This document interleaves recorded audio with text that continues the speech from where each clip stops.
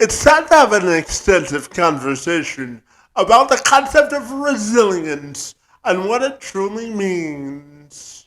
It's the ability to successfully adapt to stressors, maintaining psychological well being in the face of adversity.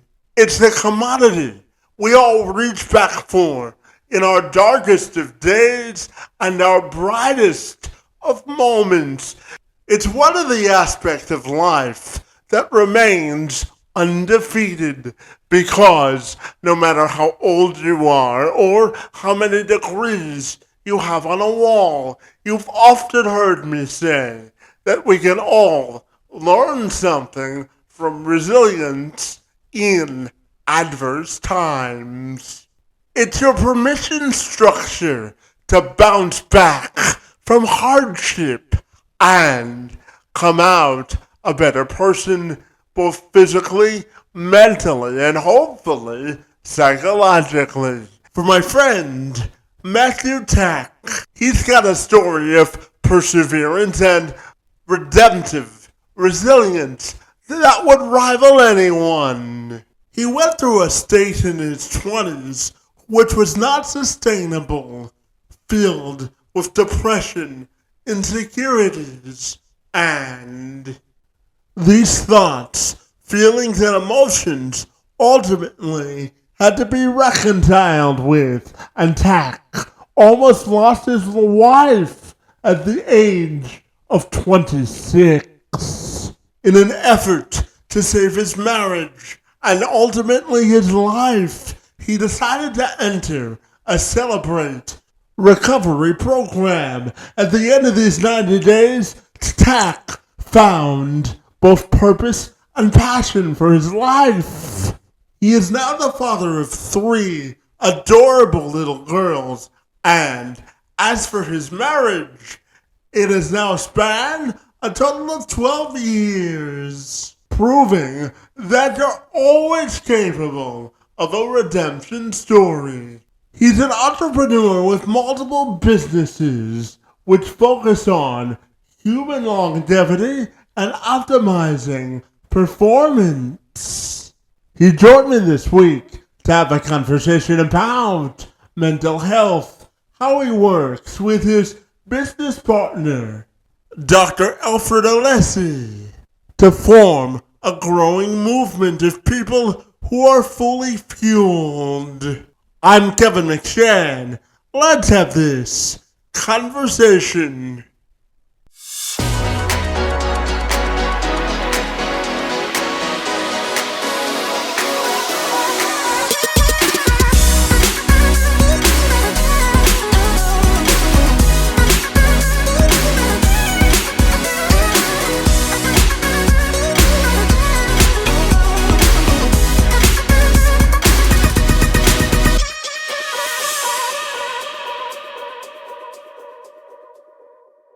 Fabulous, man. So if you're ready, my friend, I'll take a moment to welcome you to the program, my friend. And I'm super excited to learn about your life and how you're making a difference in the world, my friend. Great to see you, my friend. And thank you for a few minutes. Absolutely. Excited to have the conversation with you.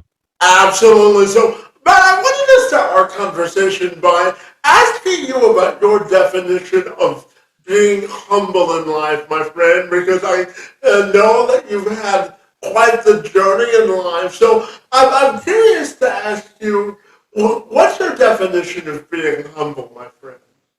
Thanks, Kevin. Hey, humble, humility.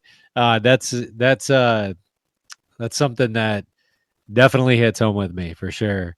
There's a level of humility that I've seen just in my journey for sure as being a dad. Number one, I get humbled up every day by my 3 girls and my wife. So that's what humility looks like today. But to be honest with you, through the narrative of my story, just the humility that I've had to have. And I was talking about a podcast prior today that I was on. Is just I had to be humble with the fact that you can't go back and get some things once they're past, right? And so it's taking advantage of the days and the day, like the present moment and the days ahead. And so I had, I just always in my 20s had always lingered on this. I didn't do enough with athletics. Athletics was like kind of my identity. And I didn't do enough with it. And there was an element of shame that came upon me through my 20s. But I reverted that mindset. I switched the mindset on it. And it took a lot of humility in that approach to be vulnerable with myself and say, hey, look, my best days are really ahead of me. But how do I make that happen? And it's one conscious thought at a time. But it's stepping into each day with a level of humility that if this is my last day on earth, may it be the one that is blessed beyond measure, because I'm standing, I'm walking, I'm breathing, right? And so one of the tunes in terms of humility that I've done is when people ask me how I'm doing, I realized many years ago that I'd be like, I'm all right, man. I'm all right. I'm good, some passively. But instead, what I say to now is I'm walking, I'm breathing, and I'm blessed. And that's one motto that I just always want to take with me, is that if I'm walking and I'm breathing, I'm blessed. And so that's a level of humility that I try to approach every day with, is that, man, that's what humility looks like to me. It's we only have the right now. We don't have our past anymore. We don't have our future. We have the right now. And how do I make the most of it? Yeah, absolutely. And about, I'm also curious to ask you about how you sort of grew in your identity in your 20s, because I know you went through insecurities, depression, and everything in between, my friend. So, how do you think you grew into your identity? Yeah, it grew in the identity of the becoming of you, right? You're always becoming something. So you get to choose. And what I learned many years ago at this point was you get to choose like how you approach each day. And that was the level of like with the humility aspect we are talking about. But it's the same thing when you're in like a depressive state or a depressive season, right? Um, it's your ability to kind of outthink that process. And so when you outthink of it, it's a pattern of thoughts that create and compound. So your negative thoughts compound just like your positive thoughts. And so if I always want to be in a negative mindset, I can be, but those will compound in that direction, and those will take me in this state of depression. And so in my mid 20s, I was like that. I was like, man, like I was just like had a bad attitude, like everything is going to come to me. Life happens to me instead of happening for me. And so I had to revert that with just having a positive mindset. And one of the biggest things that I did was I started reading. I'd like never read, like even throughout high school, I would barely read. Like I was never a reader. I would always tell myself, I don't like reading, right? Or I'm not a good reader. I'm a slow reader. It wasn't until I really tapped into of, no, I'm going to actually change the way I talk to myself and say, actually, I enjoy reading. And one of the ways that came out was when I was 26, I went into this program called Celebrate Recovery. And it was just like, I didn't know where I was in terms of like where I was going in life. And so I was just, and I had a really negative mindset, like I said, but I'm like, you know what, I got to figure this out. And so the Celebrate Recovery program, it was the first time I took a Bible and I read it cover to cover, but it had stories in it of people getting through things and different obstacles. And so you are the creator of your story is what I got out of that. And through the process of that, of hearing other people's stories, I'm like, you know what, I have to change the narrative of how I'm talking to myself. And so one of the ways was how I talk to other people. And so I just started changing the narrative and the tune of how I talk to people every day, how like I enjoy smiling a lot more, how I enjoy laughing and just cutting it up with my wife and telling her she's beautiful and all these things, right? Now, there are certain points of time, even today, that I still struggle with a negative mindset, but I try to shorten that gap. And I'll tell you, I'll be honest with you. I was explaining this on a prior podcast earlier today, is that like even this hurricane, I didn't realize the stress that it was putting on me. And then when we got through it and I was like, I got to breathe a little bit, my mindset went to like this negative state, like almost a depressive state. And I was like, how do I shorten the gap? how do I start talking to myself and breathing life, and where's the momentum going? I need momentum, right? And it was getting back to the basics of discipline, right? Working out, eating right, putting the right nutrients in my body, and making sure that my mindset was in the right direction of where I intended the outcome to be. And so that's really how I did it in my 20s, and even still how I do it today is I have to reframe the perspective of which I'm looking, and how I'm talking to myself. Absolutely. And, Matt, one of the greatest things about life is our ability to build relationships. I call it building social capital, my friend. And I know that you and your wife have a story of both perseverance and somewhat of redemption, my friend. So I'm curious to ask you, what did your wife mean to you, my friend, and how important is that relationship? Thanks for asking that, Kevin. That's super important to me because I think, and many times, and I'm not saying there hasn't been times where I wanted to like give up on my marriage. There absolutely has been, but it's the level of perseverance, and I think that we give up too much in marriages today. I think that's one of the big stance that we need stronger men in society, is because when we persevere through those hard times, is when our relationships gets a lot more depth. And so I can tell you firsthand that if I haven't stayed with my wife, I wouldn't get to experience the depth, the intimacy, the like, just that, like, our souls share one heartbeat at many times. And so it's that depth that we miss out on because we want to take the easy route in our marriage. We want to just like, hey, this is too fractured. I'm growing in one direction, you're growing in another. Let's split up. Um, and that's one thing my wife and I we invest into our marriage. We communicate with one another. We sit down, even when she's going through a hard time, when I'm going through a hard time, we get together and we want to make sure we're talking through it. And so she's growing in one direction. And one thing that I've honestly realized, and this is very recently, is that I can't respect her, hold her to a standard that she was at 28 years old. She's now 38, and she's a different woman. She's been through different seasons of life, and I have to respect her in that season, and I have to respect her of who she is and who she's becoming.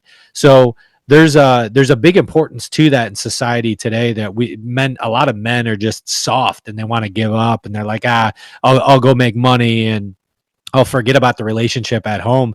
But that's one of the most important things you can do, and when you invest, because the depth of the relationship that but you can't hold your wife to a standard she was when she was 28, 26, or even 38 if she's 48 now, or whatever it might be, whatever her age is. They're the becoming of something, just like I am the becoming of me. And she has to respect me at 38 like I'm respecting her at 38. We're two different people. So the depth of your relationship, you can see a lot more in that, when you can overcome. Yeah, but based on your life experience and your journey, my friend, I'm also curious to ask you your definition of masculine vulnerability, my friend, because I think there's a strength and vulnerability as men. So tell me, what's your definition of masculine vulnerability? What are your thoughts there? Dude, you got some great questions. Come on now. Keep coming at it. Love it.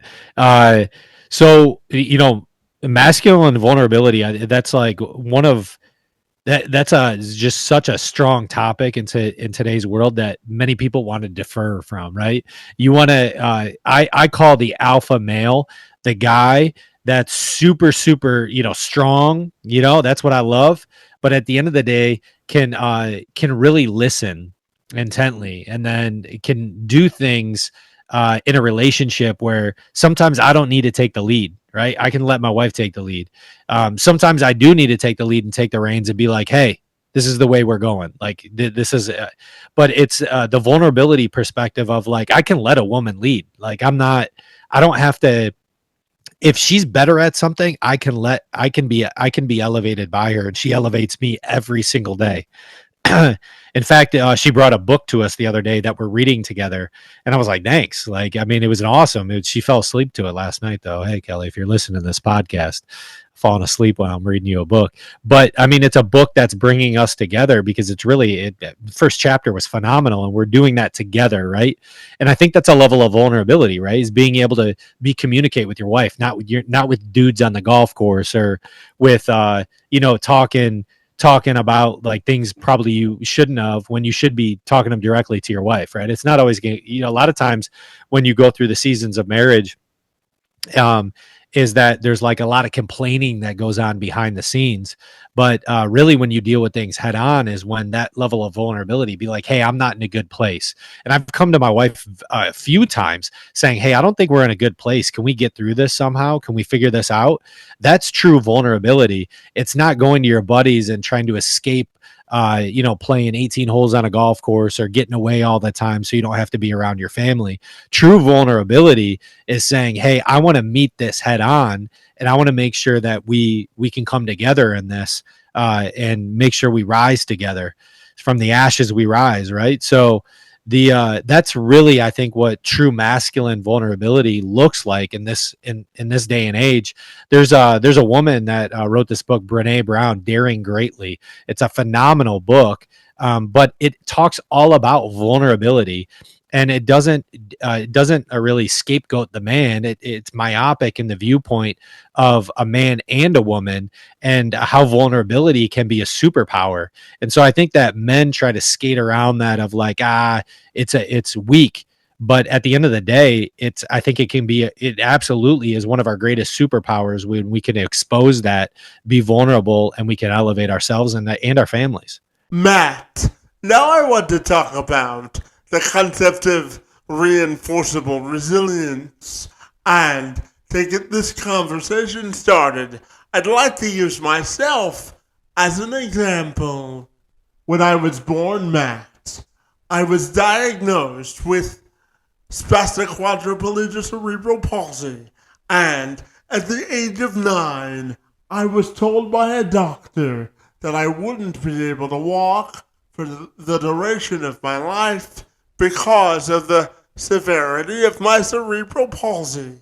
And yesterday, outside of hosting this podcast, I do some professional speaking. And yesterday, I participated in a panel having to do with inclusive employment practices. And the moderator of the debate and of our discussion asked me why I'm so inherently positive. And I essentially told her because my life has passion and I believe in the vision that I've set out for myself. So, with this as a backdrop and a framework, I'm curious to get your answer to how you define reinforceable resilience.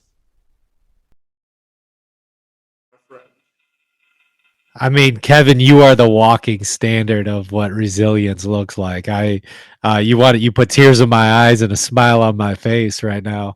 If you can't see, I'm like literally tearing up right now. It's amazing to see that level of resilience.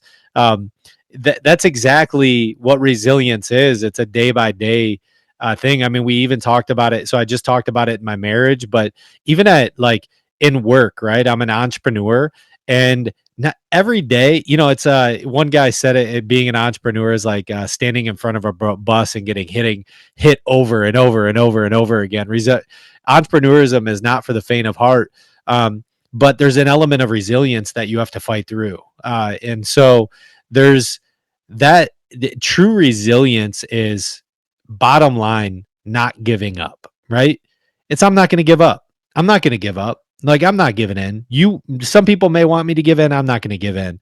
And that's what you have done, is you're like, not only am I not going to give up, but I'm going to have a positive attitude and make an impact doing it. Right. And so true resilience is when I can get hit with a bus, get up, wipe the dirt off of my pants, put a smile on my face and say, hey, I got another shot. I'm walking and I'm breathing. I'm blessed and I'm not going to give up and I'm going to put a smile on my face and give the best attitude. I was listening to a podcast the other day and, you know they were talking about like really what motivates people, and really at the end of the day, I mean, you got to have that like north star. What's that north star? And for me, that north star is I do want to be the best version of myself. This is the reason why I hop on podcasts, is just promote the level of mindset of what it looks like in my life. And what does it mean to you though? Because everyone gets to be the own creator of their story, but you have to have a north star, right? And that north star might be something. For me, it's my faith. My faith is really, really important to me, and that's my shining north star, and how I want to make an imprint on my children and on my wife and on the people that I surround myself with. And what going on podcasts, how do you imprint there, right? That's my shining north star in the direction of how I want to make an impact on people's lives. And so there's a book, Simon Sinek, know your why, find your why, and then know your why.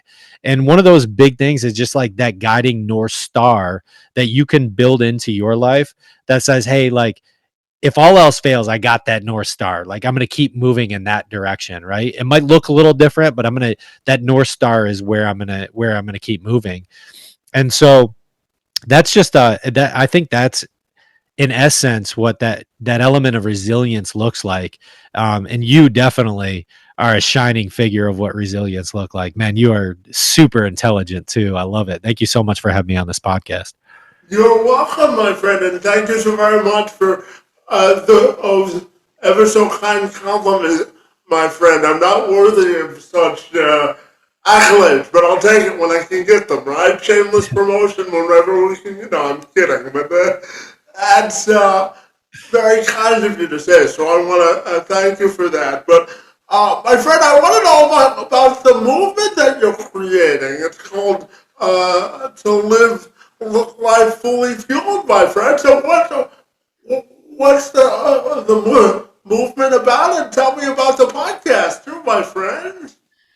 Yeah, we took the an element of fulfillment and then full fueled. One of the things is no one ever says, I wish I was living life like half empty, maybe a quarter full. No one ever says that, right? Everyone wants to live full fueled. They want to live with some level of fulfillment. And so, although we don't talk about the six pillars in the podcast, but these are kind of the guiding north stars that we have. But it's fuel, movement, sleep, mind, spirit, and work. And so we feel like when you can be fulfilled in those levels of areas, that you're moving in the direction, right? You're moving in the direction of your north star. And so that's one of the big things for us, is just creating a movement that people feel full fueled. Like, I want to be filled to the brim. I want to be overflowing. I want to smile a lot. I want to make sure my body feels good and my mind's sharp. And we just live at the capacity and the optimization that we possibly can, because we all perform at different levels. But God intended us to be great, and He intended Kevin, which you're great. I see the greatness in you, and He intended it for greatness for Matt Tack too. So, like, how are we doing that every single day and living full fueled? Matt, if I asked you to close your eyes and really think about the closest people who are closest to you, my friend, and I asked you to think about sort of the toast they would give at a party celebrating your life, what do you think they would tell me in that toast, my friend? What's funny is that I wrote out my eulogy a couple years ago. I need to actually revisit that. I sat down. I actually wrote a book. I wrote some chapters out, and I wrote my eulogy. And one of the things that I wanted people to say is that he was a massive encourager. He encouraged people. He was a giver. He smiled a ton. He made people laugh. And he was a joy to be around. The people closest to me, I just, they know I love having fun, right? I don't take myself too seriously. And I just enjoy having fun in life, and just being able to laugh with other people, laugh a lot. So I think laughter is one of the greatest things God has ever given us. A smile can go a long way. Uh, but those are the main things. Is that they that if somebody left my presence, is that, man, he had a genuine spirit about him. He had a genuine spirit that he truly listened to me. He truly cared about me, and he truly wanted to make a difference in my life. So that was those are some of the things that I wrote down in that eulogy, of people closest to me that I made a real impact on their lives. And what do you think it means to live life with passion and purpose? What do you think that means to you, my friend? Yeah, passion and purpose. It's tough for people, and it's honestly, I'll be honest, it's tough for me, because I actually just closed down a business. Had a startup for 2 years, and it didn't work out. It just didn't work out. I wasn't really getting a heck of a lot of momentum in the business. Was burning a lot of cash, and man, I had a passion for it, but I was like, God, is this what you really wanted? You wanted of this, right? What did I learn from it? I'm still trying to maybe figure that out a little bit. Within the CPG world. I really couldn't get the bearings to move fast enough. So um, that is a tough one in terms of work and association to passion and identity.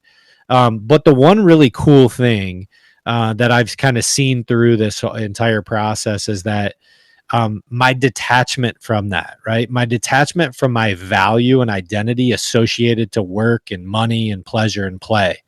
Um, I'm good at a lot of things. I feel like I'm pretty smart too. But at the same time, I like have some failures, but that also isn't my identity, right? It's just the way at which I can learn and grow, in the becoming of who I'm becoming. And for me, my purpose and my passion at the end of the day are right now are my controllables. I talk about this quite a bit, but my controllables is my relationship with my wife, and my children. Those are within my four walls.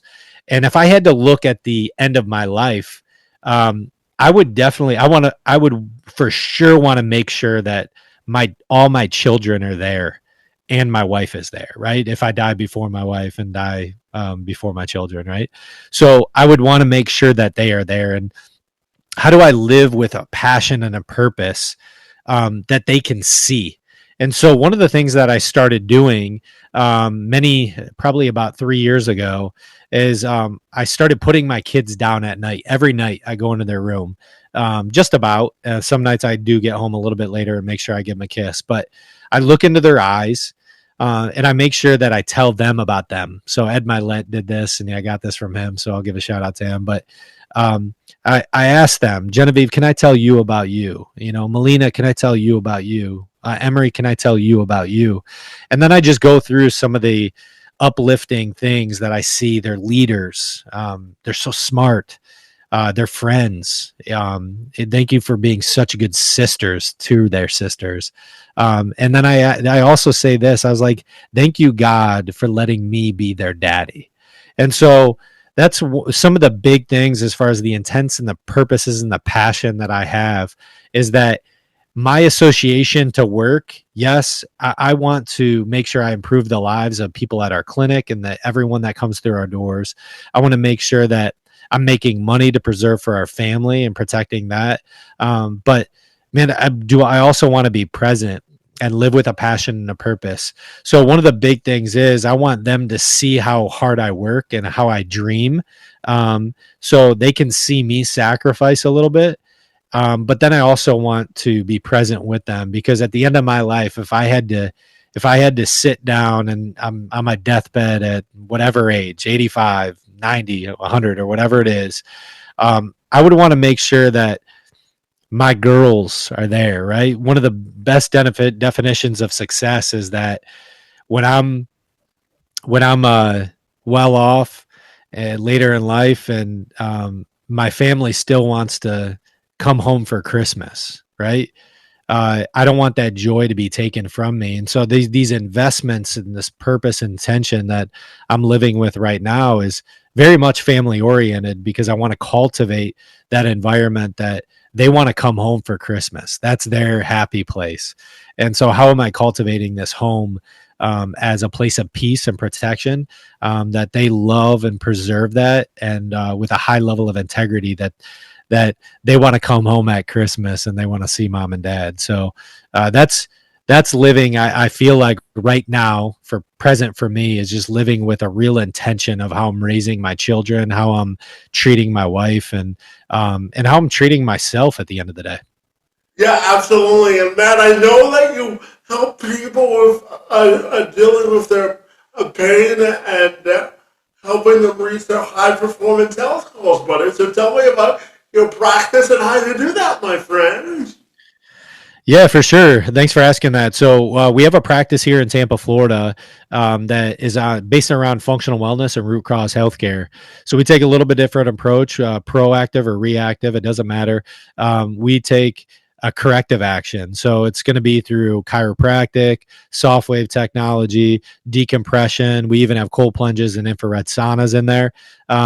So that's at our clinic. And then we have a coaching program too called Full Fueled, where we take guys typically over 35.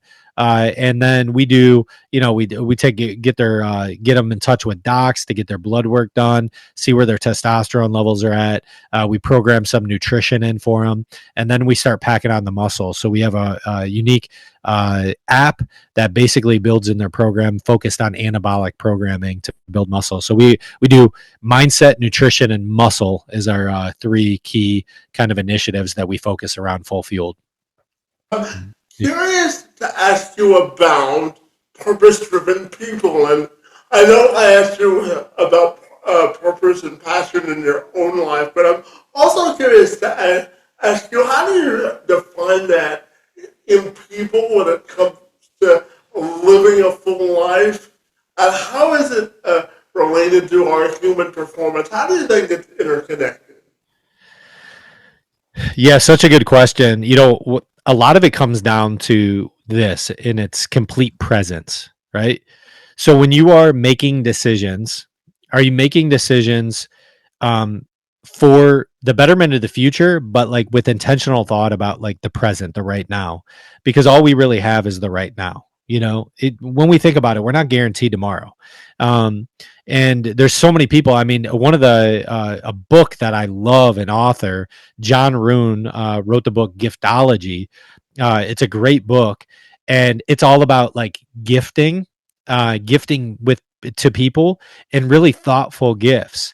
And gifts are so awesome. When you can give a gift to somebody, how good you feel, right?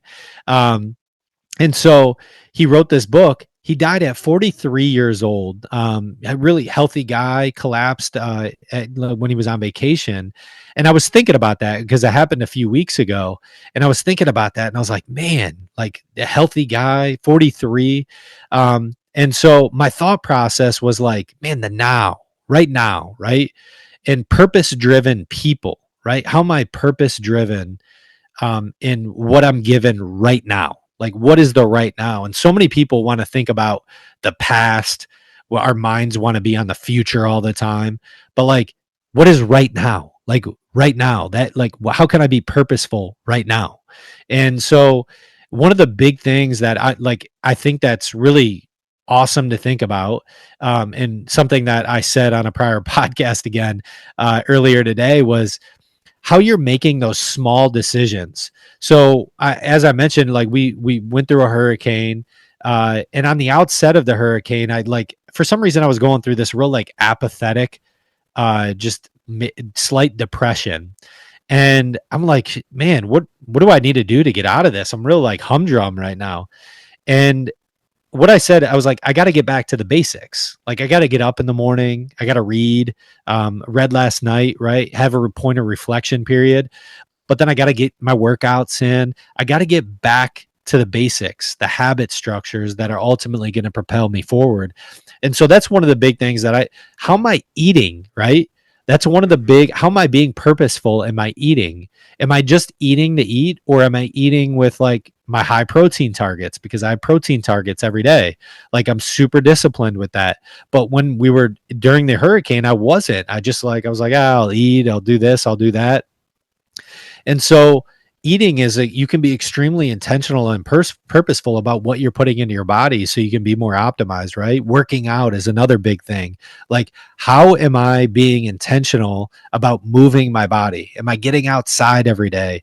Am I putting my feet in my bare feet in the grass, right? So many people miss out on that every day when they just put their bare feet in the grass. It's such an amazing thing. And the amount of energy that you get from the earth is like unreal. And those are super basic things that people can start implementing to live more purposefully. I promise you that it makes an impact on your mind when you do those things. And so purpose driven is inward focus first. You got to treat yourself before you can give anything out to anybody else. So these daily habit structures, I had to get back to the basics.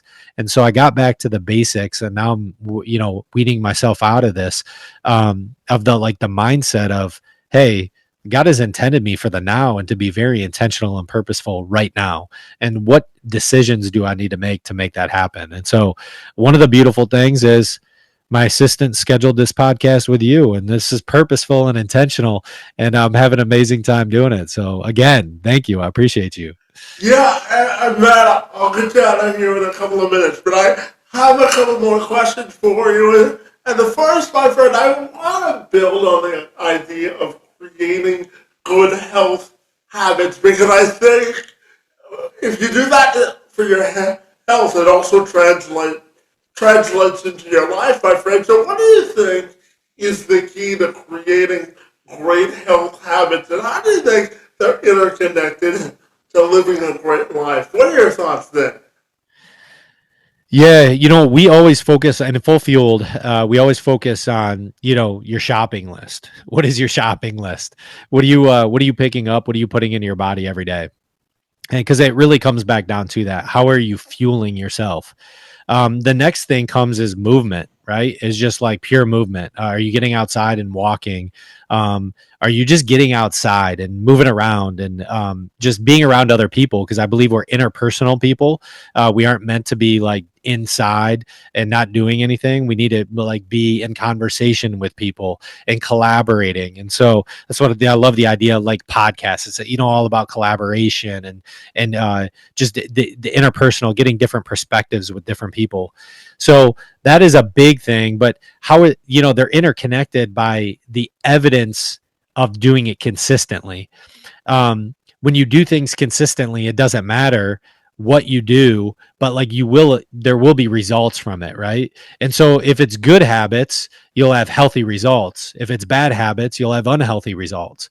And so it's doing things consistently where they compound. So if you're making proper eating decisions, where you're utilizing the perimeter of the grocery store to get majority of your groceries, right? So perimeter of the grocery store is usually the refrigerated section, right? So that's where you're picking up that fuel source, getting high protein in your diet, right? I get a ton of protein in my diet. America is deficient in protein.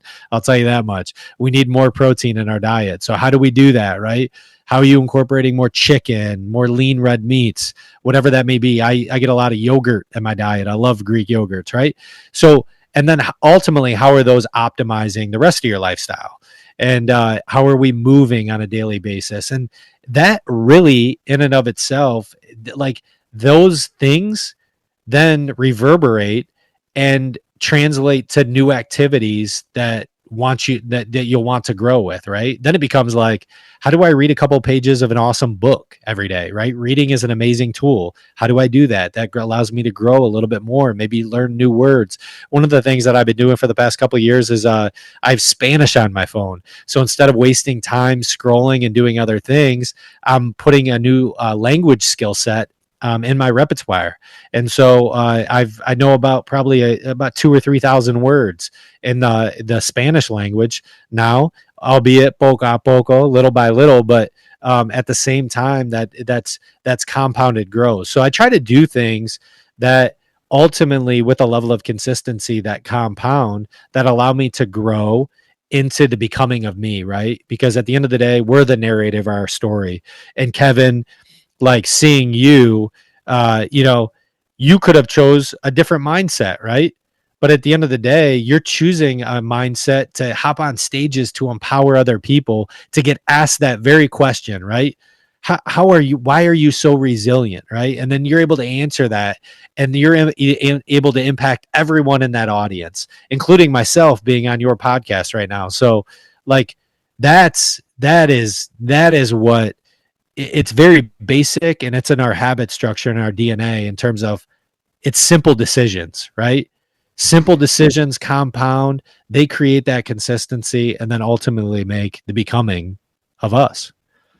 Yeah, absolutely. And my last question for you has to center around of your sort of definition of the word hope, my friend, and how it's connected to setting the optimal example in life. And I'll just very quickly uh, uh, use myself as an example. So I said yesterday when I was giving remarks at the panel that there are no 50% off policies when you have a disability, right? So it's not like I can go to a department store and say I don't want to have cerebral palsy anymore and put it back on the layaway for somebody else.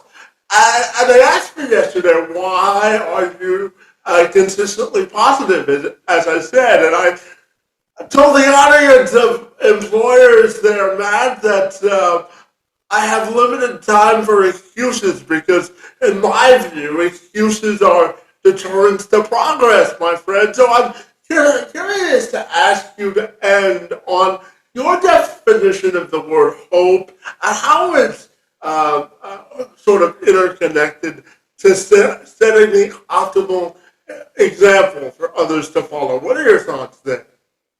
Yeah, that's when you lose hope, you lose it all, right? There's there's probably not a point to live if there's no hope.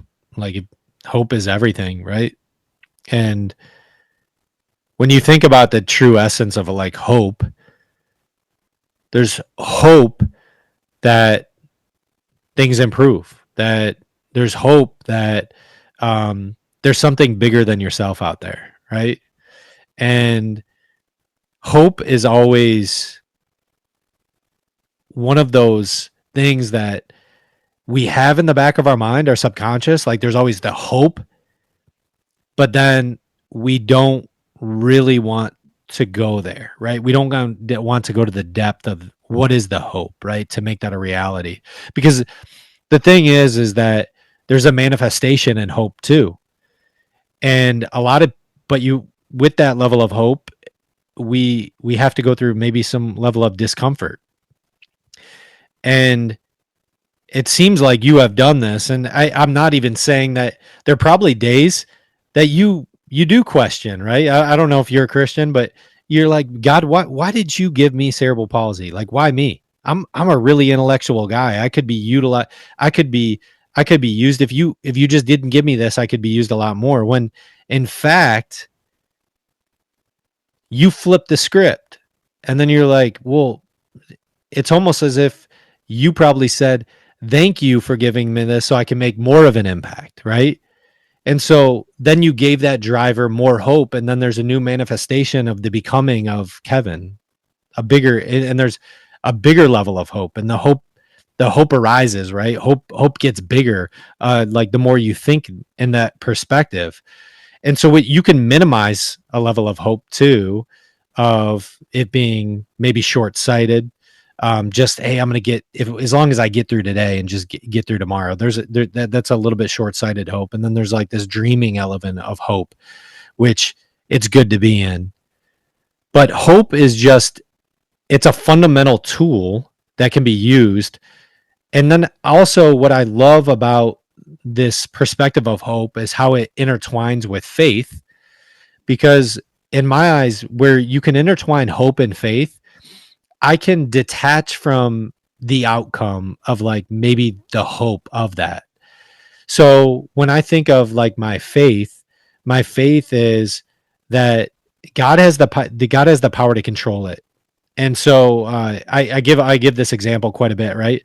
Of I'm a golfer, so you're standing over a 4 foot putt to win the Masters, and you look at it, and you're obviously hoping it goes in the hole, right? You're like, I hope this goes into the hole because I'm going to win the Masters. So you hit the putt, but you already know it's going in the hole because you've been in those scenarios multiple times. Like I've hit a 4 foot putt, my entire life. You're a professional golfer. You'd understand. I'm not a professional golfer, but 4 foot putt, your hands are probably trembling in the Masters, but you sink that putt, right? It's going in all the time. But what if you miss that putt? Is that gonna ruin the hope, right? And the reality is it doesn't have to ruin the hope because the detachment is like there's greater things even on the other side of this. And so there's this element of like that faith perspective of God's going to utilize this regardless of our make this putt or not. I'm going to put this putt in the hole anyway. But it's not going to. I'm not going to lose hope whether I make it or not. And I hope that makes sense. Like it's one of those things where I think hope you have hope for the day, you have hope for the future, and there's this premonition that we always need that level of hope. Like hope's always going to be there, um, but there's this faith component that intertwines with our hope that we can detach from things, and make those hopes manifestations too of like the reality of which we live. If that makes sense. Yeah, absolutely. And Matt, just before we say goodbye to each other, buddy, I'm curious if people want to get connected with you. What's the best way they can do that, my friend? Yeah, you can. I'm on Facebook at Matthew Tack, on Instagram at human.optimizer. My partner is at Full Field Doc if you want to check us out. Our clinic is Alessi Functional Health. So if you're ever in Tampa Bay, you want to check us out on Instagram at Alessi FX Health. And then our coaching program is you can check us out at fitness.fullfield.com. If you're interested in potentially becoming a client there, we would love to have you on board.